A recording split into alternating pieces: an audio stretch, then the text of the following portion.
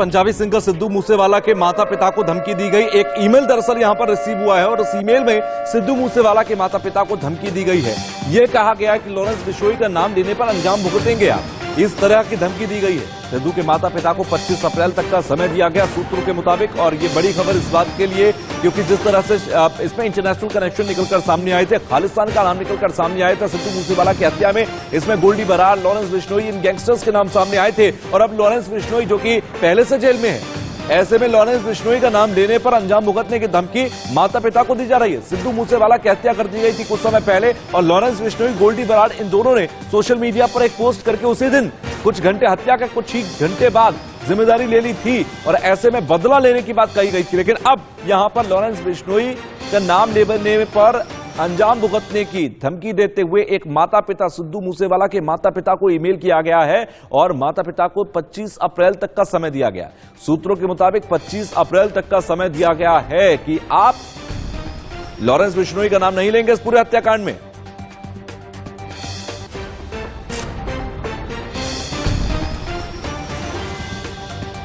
तो सिद्धू मूसेवाला के माता पिता को धमकी दी गई है।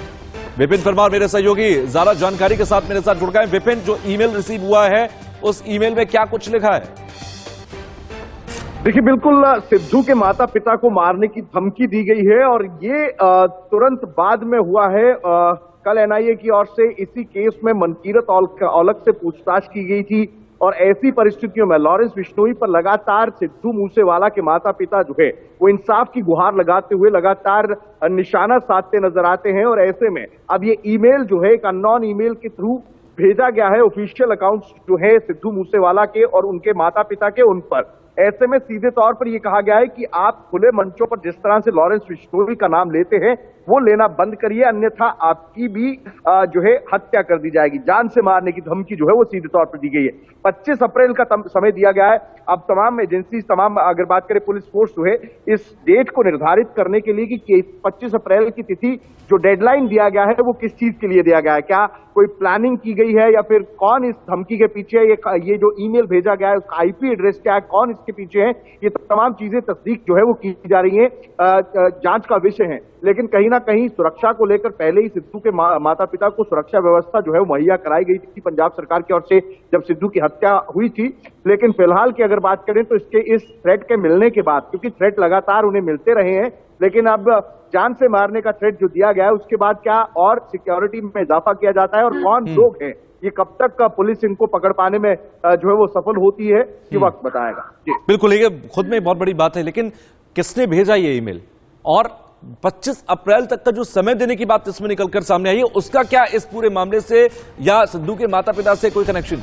25 अप्रैल की डेट का स्पेसिफिकली क्यों जिक्र किया गया? देखिए, अगर बात करें कहीं ना कहीं 25 अप्रैल का समय जो है वो किस चीज के लिए निर्धारित किया गया है, ये खुद पुलिस और इन्वेस्टिगेटिव एजेंसीज के लिए जो है वो चिंता का और सबसे बड़ा सवाल यही है कि 25 अप्रैल तक का समय दिया गया है। क्योंकि फिलहाल की अगर बात करें तो सिद्धू के पिता हों या माता हों, चाहे वो विदेश में जाकर जो है अपने बेटे के लिए इंसाफ की मांग करें या फिर देश के अलग अलग कार्यक्रमों में जब वो उन्हें बुलाया जाता है तो लगातार लॉरेंस बिश्नोई और उनकी गैंग का जो है खिलाफ लगातार बोलते नजर आते हैं।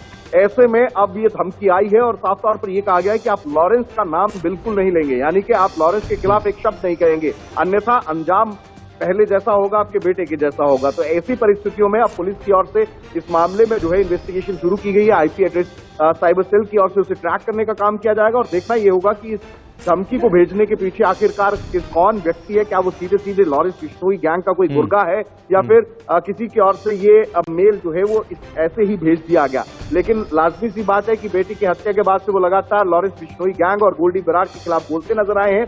तो अब पूरी तस्दीक जो है इस ईमेल की जाएगी, इस थ्रेट ईमेल की जाएगी।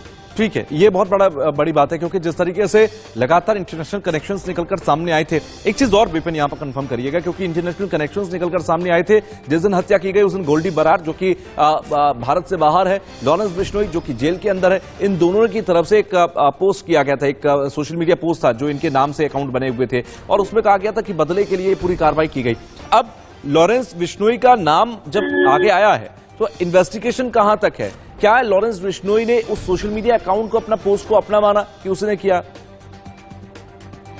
देखिए, इस पूरे हत्याकांड में कई गैंग्स इन्वॉल्व थे। जग्गू भगवानपुरिया को इन्वॉल्व किया गया था, लॉरेंस की ओर से निर्देशित किया गया था, गोल्डी बरार की ओर से तो पूरी टीम कंपाइल की गई थी। तिहाड़ की एक सेल में बैठकर लॉरेंस की ओर से प्लानिंग की गई थी। कई ऐसे लोग इसमें इन्वॉल्व थे जिनकी ओर से लॉजिस्टिक सपोर्ट दिया गया। AK-47 कहां से आई, कहां से शूटर्स इकट्ठे किए गए, एक लंबी इन्वेस्टिगेशन का हिस्सा है। और ऐसे में पुलिस लगातार जो है इस मामले के तमाम आरोपियों को गिरफ्त में ले चुकी है। 2 आरोपियों की पीछे जेल में हत्या कर दी जाती है, क्योंकि गैंग वॉर अब लॉरेंस बिश्नोई और जग्गू भगवानपुरिया गैंग के बीच में छिड़ चुका है। ऐसी परिस्थितियों में पुलिस जो है इन तमाम चीजों को लेकर, साक्ष्यों को लेकर जो है वो कहीं ना कहीं पूरी तस्दीक कर ठीक है। शुक्रिया विपिन, मुझसे जुड़ने के लिए, तमाम जानकारी देने के लिए। आप लगातार नजर बनाकर रखिएगा, हम आगे भी आपसे रुख करते रहेंगे। फिलहाल के लिए शुक्रिया।